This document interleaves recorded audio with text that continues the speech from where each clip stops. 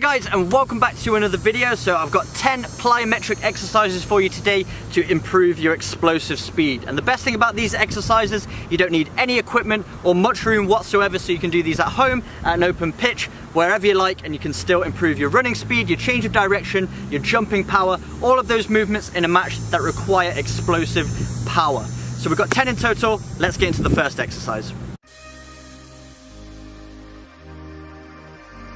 Exercise 1 is jump squat. So we're taking a normal squat, which is used to build the hamstrings and the quads, and we're adding an explosive element by jumping up into the air.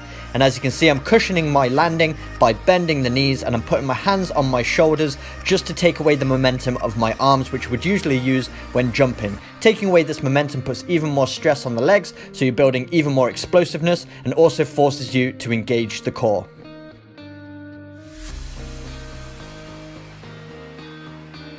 Exercise 2 is jump lunges. So this is when we bend both legs 90 degrees, one in front of the other, and then we explode up into the air by straightening both of our legs, and then we land with our opposite foot in front. And as you can see, cushioning my landing once again by bending the knee as I make impact with the ground. And this time I'm using both of my arms for balance, and they're bent 90 degrees as well. And as my right arm comes forward, my left leg comes forward, and vice versa.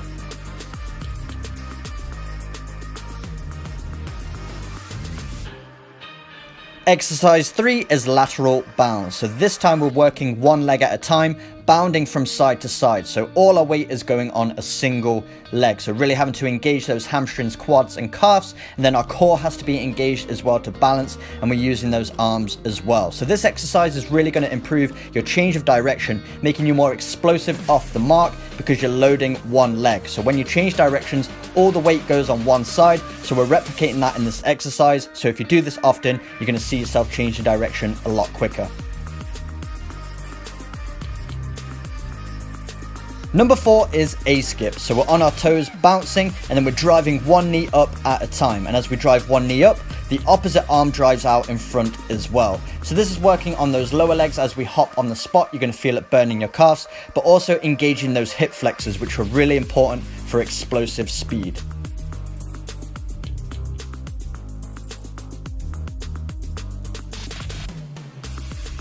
Exercise 5 is reverse lunge knee drive. So we're performing a reverse lunge, so our foot goes behind us, bending both knees 90 degrees.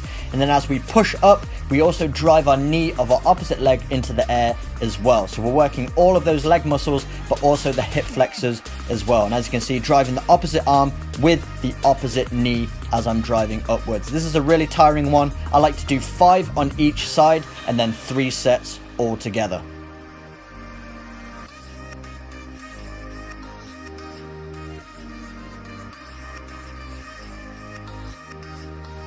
Exercise 6 is tuck jumps. This time we're using our arms as momentum, and then we're lifting both hip flexors. So really getting a lot of hip flexor work here, and we're bringing both knees up 90 degrees parallel with our hips. So nice jumps, and as you can see, I crouch forward, so having to engage that core as well. A great exercise for building jumping power and overall explosiveness.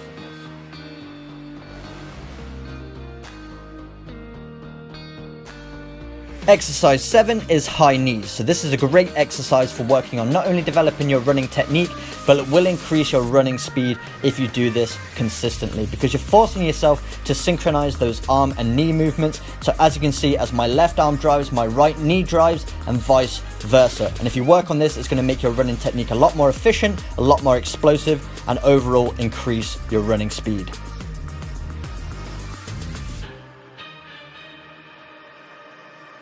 Exercise 8 is heel flicks. So we're bringing up those heels behind us towards ourselves, which really isolates the hamstring muscles. To perform that leg flexion, you're really engaging the fast twitch fibers in your hamstrings, which are going to make you overall more explosive when you're running. And once again, remaining on those toes, getting in a rhythm, and trying to coordinate those arm movements with our leg flexion as well.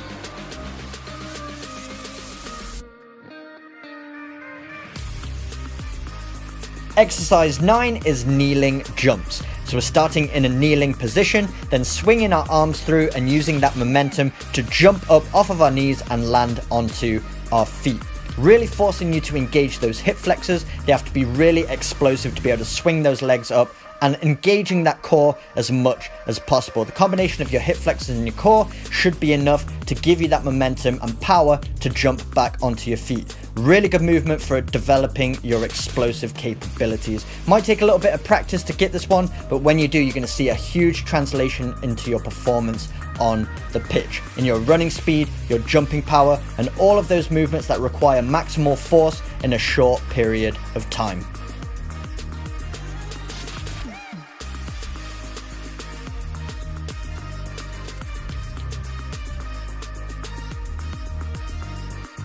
Number 10 is calf jumps. So this looks a little bit similar to the jump squats we performed in exercise number 1, but as you can see, we're not bending the knees anywhere near as much. So we're really trying to load the lower legs instead of the quadriceps and the hamstrings. So really working those calf muscles, trying to be explosive, pointing those toes as I jump up in the air. We're using a slight bend just to absorb the impact and give you a little bit of momentum, but all the load is really going on those calf muscles. So if we can make those more explosive, it's going to improve your running speed, but also your jumping capabilities as well. So there we go, guys. Those are the 10 exercises that you can complete anywhere just using your own body weight, but you're going to dramatically increase your running speed, change of direction, jumping power, all of those movements that require maximum force in a short space of time. And if you want to do a full workout, try each of these exercises for 10 reps all the way through 1 through 10, and then complete them 3 times. Modify them to your own fitness levels, but if you do these a few times a week with a day of rest in between, I'd recommend 3 days a week. You're going to see huge improvements in all of those areas. But if you did enjoy today's video, make sure you smash that like button, hit the subscribe button for weekly training videos, and I will see you guys in my next video.